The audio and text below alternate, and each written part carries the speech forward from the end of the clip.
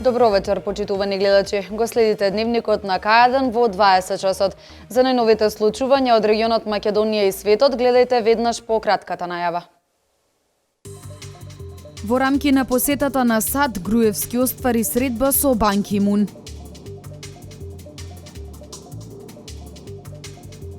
Патот Велес Градско ќе се реконструира со француски пари.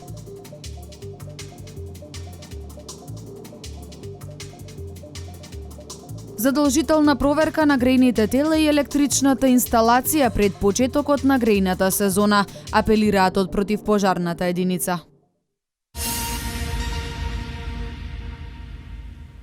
Во рамки на работната посета на САД, премиерот Никола Груевски оствари средба со генералниот секретар на Обединетите нации Бан Ки Мун.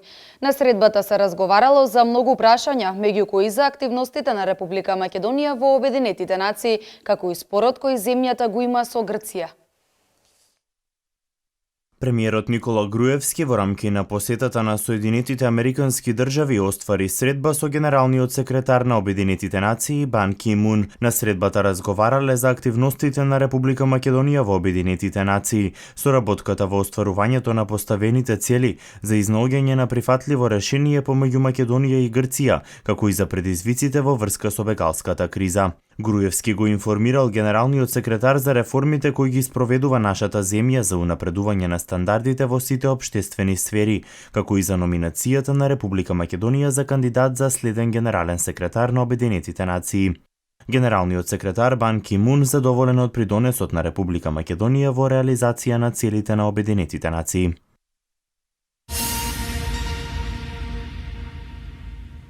Силен и одлучен говор на премиерот Никола Груевски, објективно и реално обраќање во Обединетите нации, во кое се штитат интересите на државата врз принципиелна основа. Вака експертската јавност го оцени обраќањето на македонскиот премиер на Генералното собрание на Обединетите нации.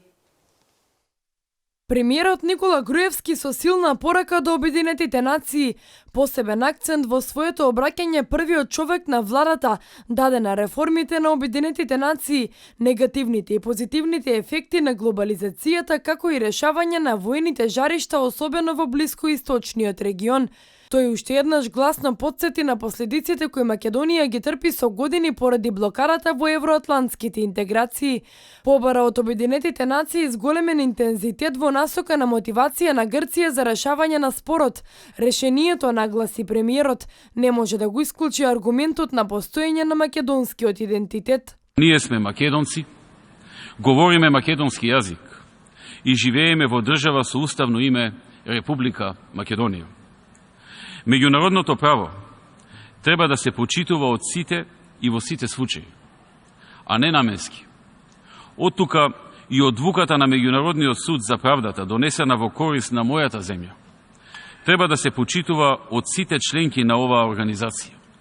Посебно затоа што токму тој суд е основан од Организацијата на Обединетите нации. Универзитетскиот професор Димитар Мирчев во изјава за националниот сервис го поздрави говорот на македонскиот премиер, нагласува дека вакво обраќање било потребно и било време на овој начин Македонија да предупреди дека повеќе од 20 години е жртва на тој така наречен спор. Досега, макар што има две резолуции на Генералното собрание и на Советот за безбедност, досега не дал никаков извештај на тие два органи докаде надминувањето на разликата за името, односно на спорот. Еднаш, два пати мислам дека беше предупреден, меѓутоа и ова е еден добар повод генералниот секретар да даде извештај во што е суштината на спорот кој не се разрешува и да предложи до Советот за безбедност и до Генералниот собрание некои решенија. Во својот говор премиерот ја нагласи и потребата од поголем ангажман на Европската Унија за помош на државата во насока на справување со бегалската криза. Истакнувањето на овој проблем, експертската јавност го опишува како заштита на државните интереси. Ова само ќе расте, нема да се намалува. Велат дека милиони ќе бидат во прашање, сега се уште под милион се заедно, може би за време на зимата ќе се намали тој број и тој прилив, меѓутоа наплив, меѓутоа бидете сигурни дека на пролетот ќе добие уште подраматични размери. Дипломатите сметаат дека Вашингтон и Брисел треба со поголем интензитет да помогнат во решавањето на спорот со името. Истовремено мировно решение за војната во Сирија од страна на меѓународната заедница на Обединетите нации ќе помогне во справувањето со бегалската криза. По завршувањето со снимањето на францускиот филм Афонд, патот Велес-Градско ќе се реконструира со француски пари, информираат филмската продукцијска куќа Шик Филмс. Ова го потврди и вице-премиерот за економски прашања Владимир Пешевски при неговата посета во општина Градско. Дополнителни оштетувања ќе доживее патот Велес-Градско поради снимањето на францускиот филм Афонд, кој веќе се снима на одредени локации во Македонија. Филмската продукцијска куќа Шик Филмс информираше дека по завршувањето на филмот тие со сопствени средства ќе го реконструираат патот за колку издвоиле 4,8 милиони денари. Ова го потврди и вице-премиерот за економски прашања Владимир Пешевски при посетата на општина Градско. Поради потребите за снимање на филм во продукција на една француска компанија, делот автопатот ќе биде затворен и во овој период делот сообраќајот ќе се одвива по стариот пат од Градско до Велес, со делот од средствата што се предвидени да француската компанија ги плати на македонската влада, се алоцирани веќе за реконструкција на овој пат, така да по завршувањето на снимањето патниот правец, стариот патен правец од Градско до Велес ќе биде реконструиран, сите што се ударни дупки ќе бидат закрепени, оном кога што е потребно некоја друга интервенција ќе биде направено, но квалитетот на патот ќе биде подигнат на едно повисоко ниво. Пешевски потенцираше дека со оваа реконструкција патот ќе биде побезбеден за возачите кои секојдневно патуваат од Градско за Велес. Инаку снимањето на францускиот игран филм Афонд е најголема странска инвестиција во областа на филмската индустрија досега во Република Македонија.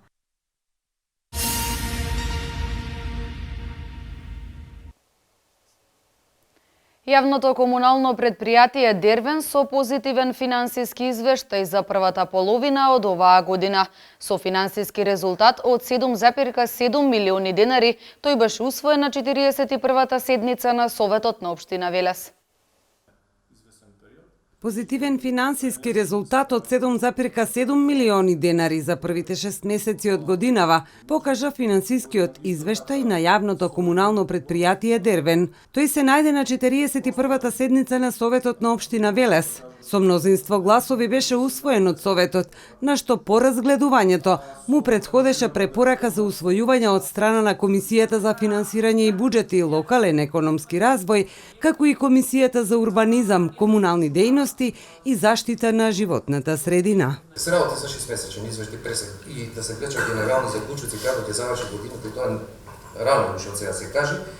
Меѓутоа, овој период, особено последните 3 месеци, кога почнуваат интензивно да се реализираат програмите спрема општина, особено програмите за паркови зелениво, почнува одржувањето, програмите за комунална хигиена, перењето на улиците почнуваат тогаш и нормално е да се зголеми приходот во тој период, така да остварен е подобар финансиски резултат во споредба со 3 месеци.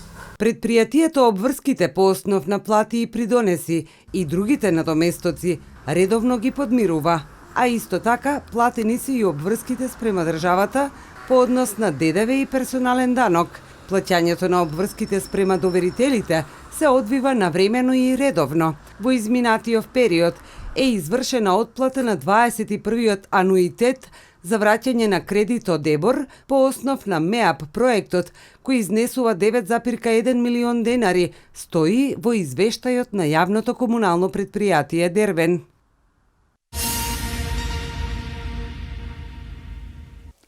Проверка на грејните тела и електричната инсталација пред почетокот на грејната сезона. Најголема опасност за пожари представуваат неисчистените уџаци и вентилации. Против пожарната единица со препораки до граѓаните за безбедно да се помине зимскиот период. Задолжителна проверка на грејните тела пред почетокот на зимската сезона.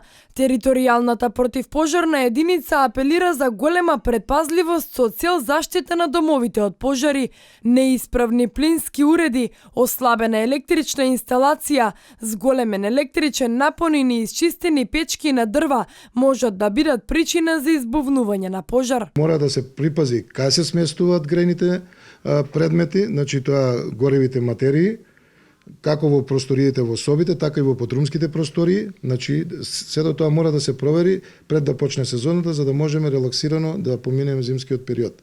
Значи без соработка на граѓаните и без запазување на пожарникарската дисциплина за заштита и безбедност од пожари, не можеме само ние да допринесеме за да имаме добар и мирен град. Најголем проблем представуваат неисчистените оџаци и вентилации. Препорака е истите да се чистат 2 пати годишно, со што дополнително ќе се придонесе и за заштита на животната средина. Посебно да се обрне внимание и препорака на луѓето од зградите да не ги приклучуваат грејните тела на вентилациите.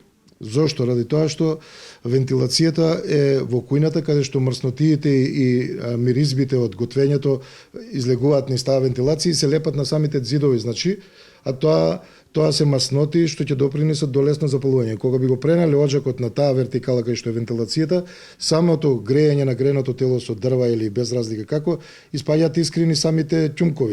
Во случај на отсуство од своите домови, пожарникарите апелираат граѓаните да ги променат навиките да ги оставаат вклучени грејните тела. Освен евентуална материјална штета, незаштитата е вистинска закана и за човечкиот живот.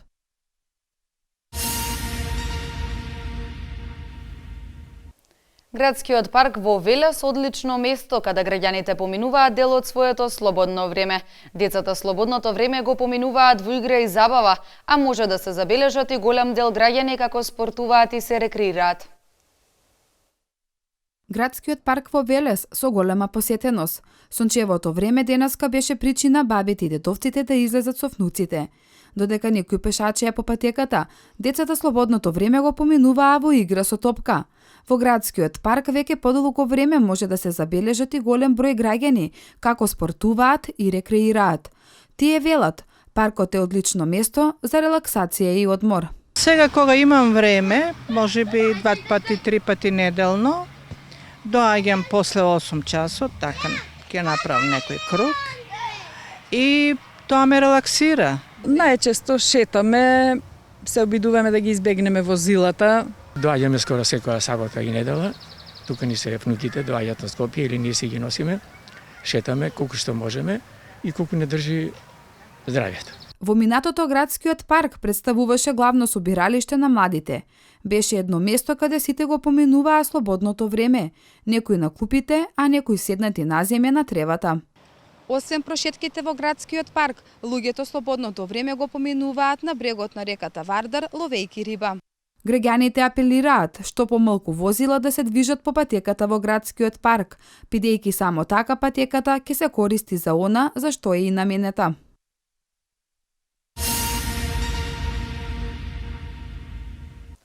На денешен ден пред 20 години беше извршен атентатот врз председателот Киро Глигоров. Да ги заштитиме децата во сообраќајот, кампања на Републичкиот совет за безбедност во сообраќајот. Вестите од Македонија во продолжение. Пред 20 години на денешен ден беше извршен атентат врз првиот председател на Република Македонија, Киро Глигоров, кој го преживеа со тешки повреди во главата. Нападот беше извршен со автомобил бомба на улицата Македонија пред хотелот Бристол во Скопје. На местото на атентатот загина неговиот возач Александар Спировски, а беше повреден телохранителот на Глигоров Илчо Теовски. Како последица од повредите почина и случајниот минувач Христо Христоманов, а беа повредени Климе Коробар и Јован Атанасовски. Останува непознато кој стоел зад атентатот. Истрагата утврди дека атентатот бил добро подготвен и организиран. Истражната постапка која се води против непознат сторител се уште отворена.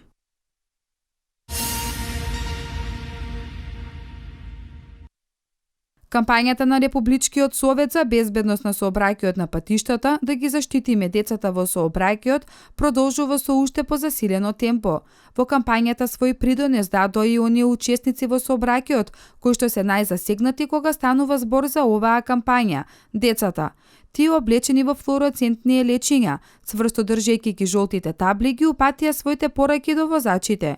Од Републичкиот совет за безбедност на сообраќајот на патиштата истакнаа дека се задоволни од досегашното одвивање на кампањата со надеж дека овие пораки на децата ќе допрат длабоко во свеста на секој возач. Целта е да се подигне јавната свест на возачите за зголемување на безбедноста на децата како учесници во сообраќајот, а со тоа и намалување на бројот на деца жртви во сообраќајни несреќи.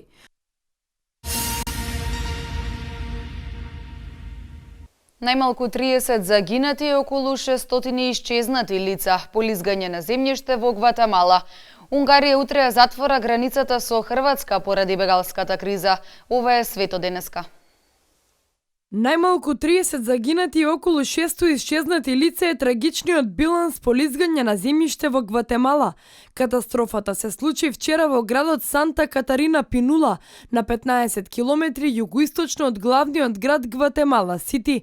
Потрагата по преживеани под пластовите земја е продолжена, откако во ноќните часови е прекината поради можни врнежи. Спасувачките служби за локални медиуми изјавиле дека со свлечиштето најмалку 125 куќи се целосно урнати. Во операцијата за спасување ангажирани се повеќе од 500 пожарникари, војници и полицајци. Снимките од местото на несреќата покажуваат дека еден рит е урнат, а калуливата земја речиси целосно покрила делови од градчето. Според експертите, лизгањето на земјиштето е последица на обилните дождови во изминатиот период. Минатата година во сезоната на дождови во Гватемала загинаа 29 луѓе.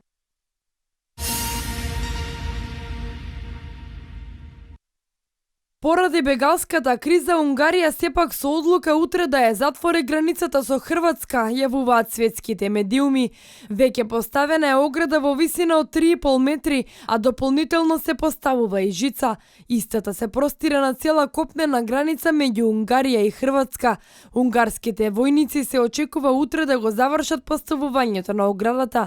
Потоа бегалците на унгарско-хрватската граница би можеле да минуваат само преку службени премини. Според податоците на унгарската полиција, бројот на бегалци кои оваа година илегално влегле во земјата ја надминува бројката од 300.000. Само за време на вчерашниот ден регистрирани се околу 5.000 илегални преминувања на границата.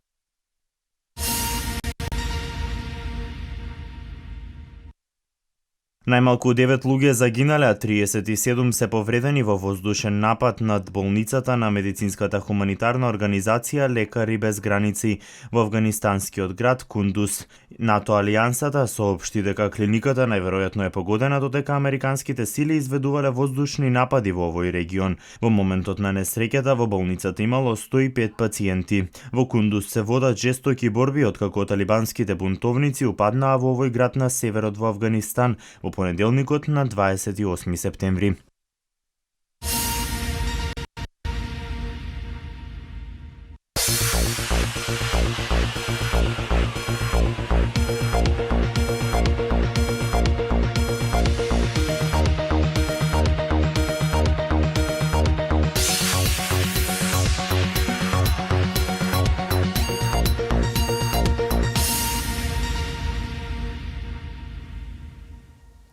Деветото коло во првата македонска фудбалска лига ќе биде одиграно утре. Градскиот ракометен клуб Борец го доживеа првиот пораз во сезоната на гостувањето кај екипата на Пролет, домашен спорт. Со мечот Пролет ГРК Борец беше означен стартот на третото коло во ракометната Суперлига. По двете воведни победи во сезоната, градскиот ракометен клуб Борец го доживеа и првиот пораз. Тие на мечот против Пролет во Скопје беа поразени со резултатот 22-17.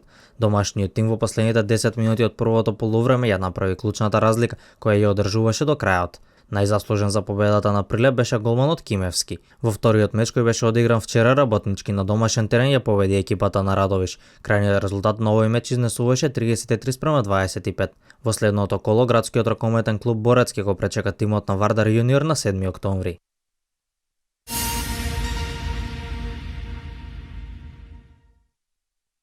Утре ќе бидат одиграни надпреварите од 9-то коло во првата македонска фудбалска лига. Во нив најинтересно би требало да биде во Кратово, каде третопласираниот Силес го пречекува актуелниот шампион Вардар. Лидерот на табелата Шкендија пак на гостински терен ќе игра против тимот на Шкупи. Во останатите надпревари ќе се сретнат Турново Царев двор, Ренова Брегалници и Работнички Металург. Сите 5 дуели ќе започнат во 15 часот и 30 минути.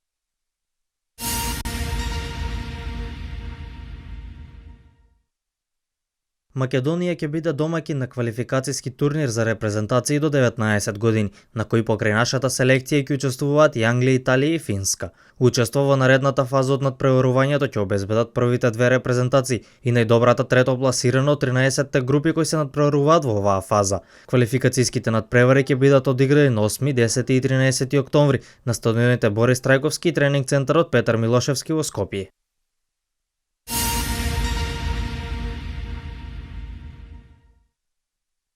Ракометниот клуб Металург, еден од двата македонски представника во Лигата на шампионите, ја забележи втората победа во сезоната.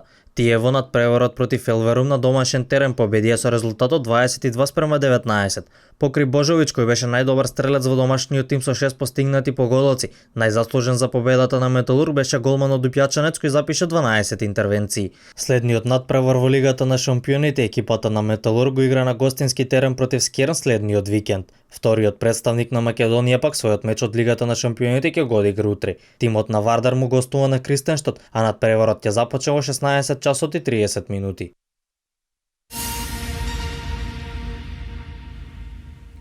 Одиграни првите надпревари во француското, германското и шпанското првенство. Одреден новиот термин за боксерскиот меч помеѓу Кличко и Фјури. Меѓународни спортски вести. Со мечот помеѓу Лиле и Монпелје беше означен стартот на 9-то коло во францускиот шампионат. Домаќините славеа со 2:0, а тимот на Монпелје не искористи удар од белата точка. Во германското првенство Дармштат и Мајнц одигра ефикасен надпревар кој заврши со победа на гостите од 3:2. Дармштат го доживеа вториот пораз во сезоната, откако во судиското надополнување од второто полувреме Вагнер не искористи најстрогата казна. Во шпанското првенство пак Селта Виго и Гетафе одиграа без голови.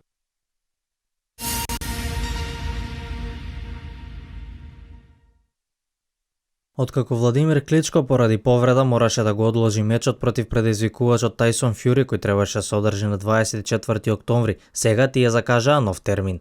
Борбата за титулата светски шампион во тешка категорија ќе се одржи на 28 ноември во Дизелдорф. Кличко кој ги брани титулите во ВБА, ВБО, IBF и IBO категорија е скоро една деценија без пораз, а Фјури по победата против Чизора минатата година се здоби со улогата на задолжителен предизвикувач. Од досегашната кариера Фјури нема доживеано пораз, а од 24 победи 18 ги завршил со нокаут.